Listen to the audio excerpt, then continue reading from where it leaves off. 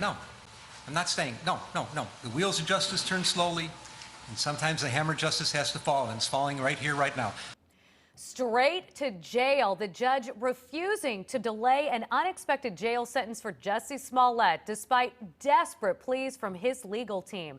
And we have our first look tonight at Smollett's newest booking photo posted on the Cook County Sheriff's website. In a stunning display of emotion, Smollett could not hold back after learning his fate, delivering an outburst before being hauled off to serve time. Casey Cronus live tonight with a look at how this all unfolded. Casey. Natalie and Corey, there were many stunning moments in court today in a proceeding that took more than 5 hours. I am not suicidal. I am innocent, and I am not suicidal.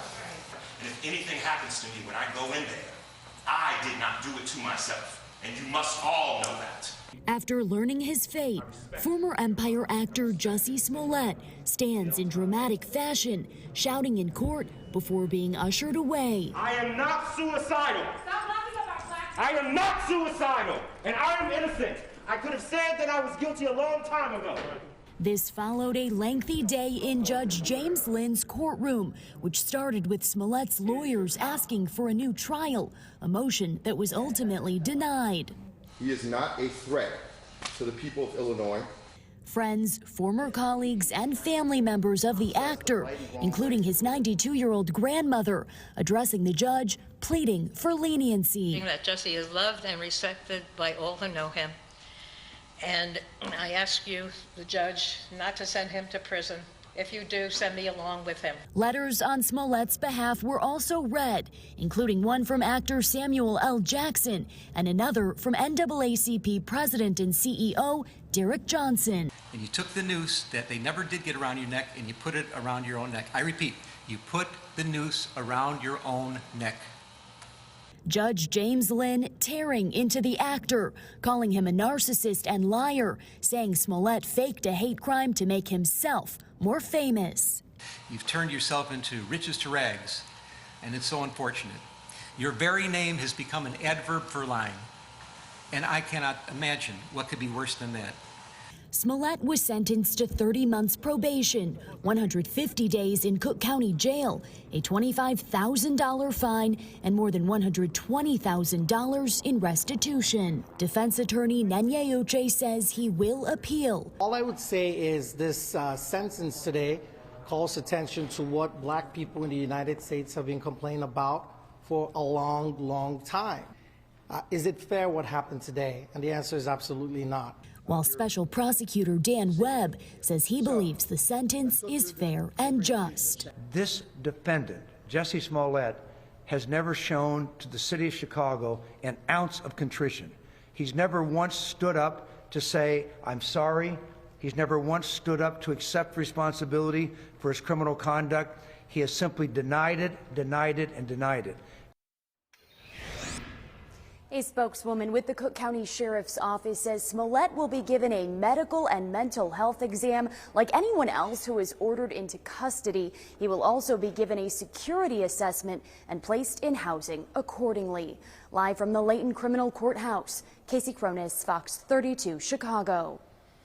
Well, Cook County State's Attorney Kim Foxx tonight with a scathing reaction to the sentence. In an op-ed piece in the Sun-Times that came out just about an hour ago, Foxx said the justice system failed in this case. Foxx says her office made the decision not to prosecute after the investigation uncovered portions of the story were untrue because Smollett paid the $10,000 bond and had never been accused of a violent crime. She goes on to say, quote, Smollett was indicted, tried, and convicted by a kangaroo prosecution in a matter of months. Meanwhile, the families of more than 50 black women murdered in Chicago over the last 20 years await justice. He's supposed to be elected by the people, not just a stooge and a rubber stamp for the prosecutors.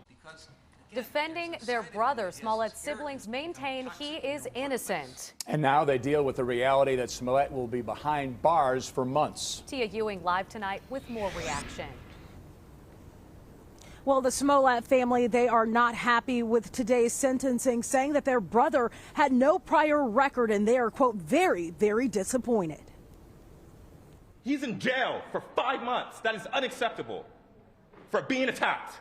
Outside the courtroom, Jussie Smollett's family wasn't pleased with the sentencing. This was not for Cook County. This was not for the residents and the constituents of Cook County. This was for online extremists, all right, online extremists who want blood and want to criminalize certain people regardless. They don't care about the details of this case. They don't even care about what crime they think he committed.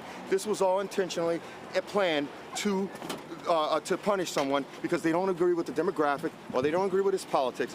The Smolletts were even more displeased with the closing statements made by Judge James Lynn. The damage you've done to yourself is way beyond anything else that can happen to you from me. Smollett's Jewish grandmother spoke in court about her grandson's character. She believes the sentence was harsh because of his race. We have to stop young black men from being abducted into the prison system. Chicago Mayor Lori Lightfoot issued a statement on the case. It says in part the city feels vindicated in today's ruling that he is being held accountable and that we will appropriately receive restitution for his actions. Smollett supporters disagree, saying any time behind bars is too severe. The man that occupied the White House was accused of telling thousands of lies. And as long as he remains free, Jussie should remain free. And power to the people. Now, former Chicago Police Superintendent Eddie Johnson did give me a statement by phone. It reads in part, if Jussie Smollett had taken some accountability for what occurred, the judge would not have been as harsh. Now, Johnson went on to say he would have been satisfied with restitution and an apology. Live tonight, Tia Ewing, Fox 32, Chicago. Tia, thank you very much. The sentence, especially the 5 months in jail, surprised many onlookers. Joining us now live with a breakdown of the legal element here is defense attorney Steve Greenberg. Steve, thanks so much for joining us tonight. What is your reaction to all of this? Well, I thought it was a very interesting proceeding today. The trial judge certainly went on far longer than most judges do. When they're sentencing someone, he had a detailed recitation of what happened. And, you know, you knew he was going to get probation. The question was whether he was going to get any jail time, any county jail time.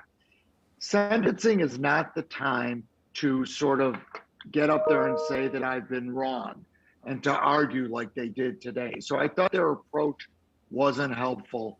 I thought that Jussie should have just said something very innocuous. I'm sorry for everything that happened. He didn't have to admit wrongdoing, but he had to say something, a little bit of contrition. And I think he could have stayed out of jail. Instead, they're dug in on this, and they've stayed dug in, and they're going to be dug in all the way now to the appellate court.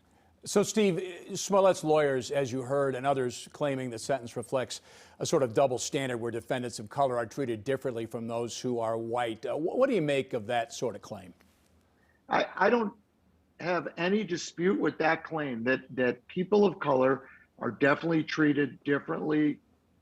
Underprivileged or poor people are treated differently than rich people. However, I will say that I've known this judge for probably 30 years now.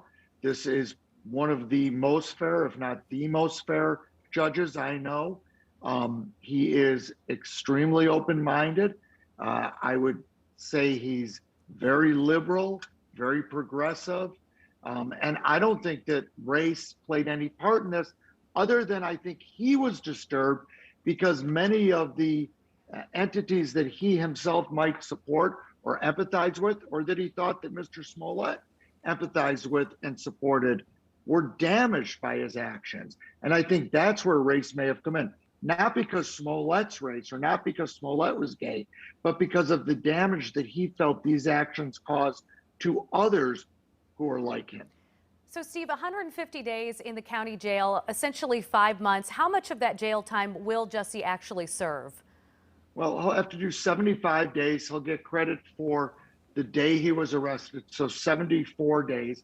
And it won't be easy for him. You know, I had R. Kelly when he was in the county jail, and I could tell you the most unhappy people next to maybe Smollett here are the people who run the jail, because every time he moves in that jail now, they're going to have to shut everything down.